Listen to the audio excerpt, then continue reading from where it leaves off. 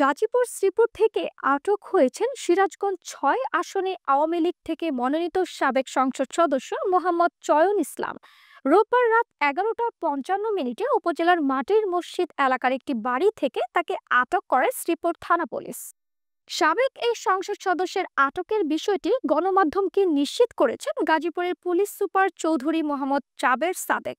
তিনি বলেন, মোহাম্মদ চয়ন ইসলামকে আটক করা হয়েছে।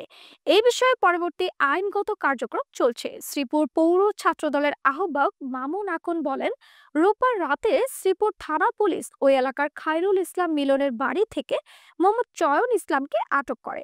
তিনি ওই বাড়িতে প্রায় 2 মাস ধরে অবস্থান করছিলেন বলে জানা গেছে।